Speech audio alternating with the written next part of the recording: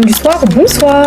Il faut savoir que ça s'est déroulé quand j'étais en 5e. Ce jour-là, j'étais en classe, d'accord? On était en classe de français avec Madame Saban. Je me rappelle très bien de ce jour-là. Il faut savoir, ce jour-là, je sais pas pourquoi, allons savoir d'où leur est venue cette idée. La CPE a décidé de venir fouiller tous les sacs de la classe. Sauf que moi, j'ai une famille de tarés, j'ai une famille de cinglés en fait. On ne faut pas fouiller mes sacs.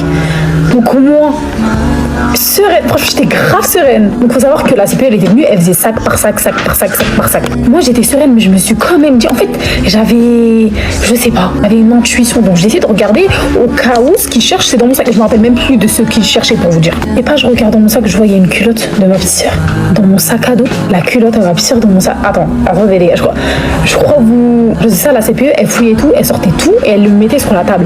Donc, attendez. Moi, je vois la culotte, je vois que la CPE, elle est occupée avec les autres élèves avant moi. Moi, je prends la culotte, je la mets derrière le chauffage. Viens à mon tour, moi, ça y est, j'ai tège, tout ce qui peut m'humilier et tout. Je suis grave sereine, elle me dit culotte, je crois. De là, le mec, il fouille mon sac, il voit qu'il n'y a rien. C'est pas, il y a un mec de ma classe, il lève la main.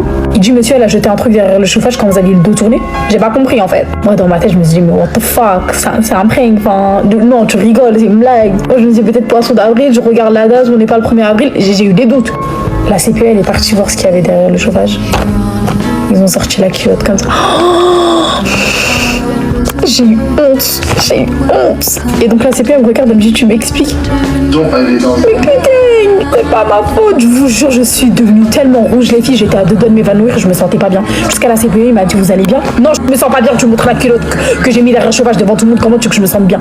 Non, mais j'étais en crise d'épilepsie. Non, mais voilà.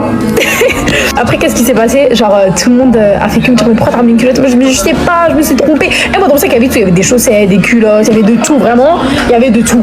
J'étais tellement gênée ce jour-là. J'avais eu tellement honte ce jour-là. Je vous jure, je suis pas venue en cours pendant une semaine. Et même après ça, ça m'a quand même ressorti. Mais alors, elle est où la culotte? Putain.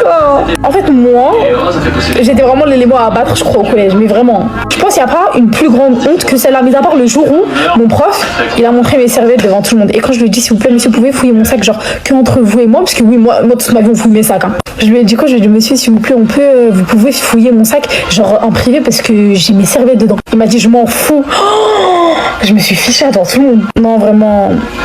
Moi, je devrais aller consulter un psy pour lui dire tout ce que j'ai vécu, parce que franchement.